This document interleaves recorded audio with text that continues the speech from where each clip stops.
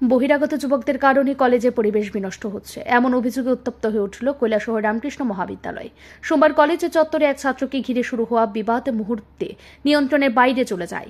ফলে পরিস্থিতি সামাল দিতে কলেজে মোতায়েন করা হয় পুলিশ ও টিএসআর বাহিনী। প্রত্যক্ষদর্শীরা জানিয়েছেন, কলেজের প্রথম সেমিস্টারের ছাত্র আশরাফুল ইসলাম নির্ধারিত ড্রেস কোড না মেনে কলেজে প্রবেশ করে।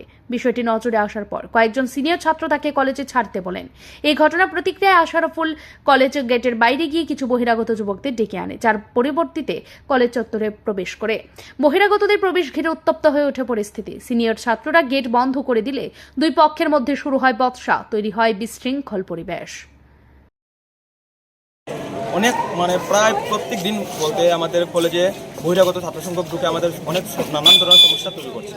আমাদের যারা ফার্স্ট সেমিস্টার যারা এডমিশন নিয়েছে তাদেরকেও করছে, আমাদের সাথে অনেক প্রবলেম করছে, আমাদেরকে ফোন করে তারা ওয়ার্নিং দিচ্ছে।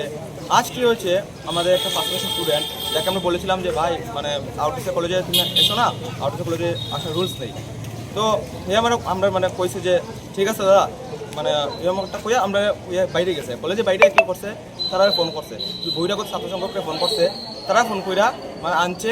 আর বহিরাগত ছাত্র সংখ্যক আমরা ফোন কইরা ওয়ার্নিং দিয়ে যে আমরা কলেজটা বাইরে দেখতাম তারা আমরা কী করতে পারবো কি না, এরকম একটা প্রত্যেকদিন একটা বিশৃঙ্খলা তৈরি করতেছে।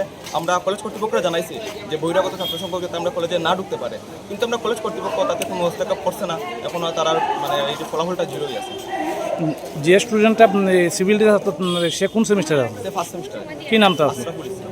তো তারপরে যারা আনছে তারা কি সব কলেজ স্টুডেন্ট? বহিরাগত কলেজ পড়ুয়া না। তো তারা কি কোনো ছাত্র সংগঠনের সদস্য এরা? না, তারা কোনো ছাত্র সংঘ বলতে এক কথা যে বহিরাগত ছাত্র সংঘ তাদেরকে আমরা একটু চিনি না। তো আপনারা কি চাইতেছেন? আপনারা কি চাইতেছেন? আমরা চাইতেছি যে এটা কলেজ কর্তৃপক্ষ একটা দেখতো, যাতে বহিরাগত স্টুডেন্ট এইভাবে কলেজে না ঢুকতে পারে। এই ঘটনার পরিপ্রেক্ষিতে কলেজের এবিভিপি ইউনিট ও ছাত্রছাত্রীরা ফের কলেজ কর্তৃপক্ষকে লিখিতভাবে জানিয়েছেন অবিলম্বে ড্রেস কোড বাধ্যতামূলক করা হোক এবং বহিরাগত প্রবেশ রোধে কার্যকর পদক্ষেপ গ্রহণ করা হোক। ঘটনার খবর পেয়ে কৈলাসহর থানার পুলিশ এবং টিএসআর বাহিনী দ্রুত ঘটনাস্থলে পৌঁছে পরিস্থিতি নিয়ন্ত্রণে আনে।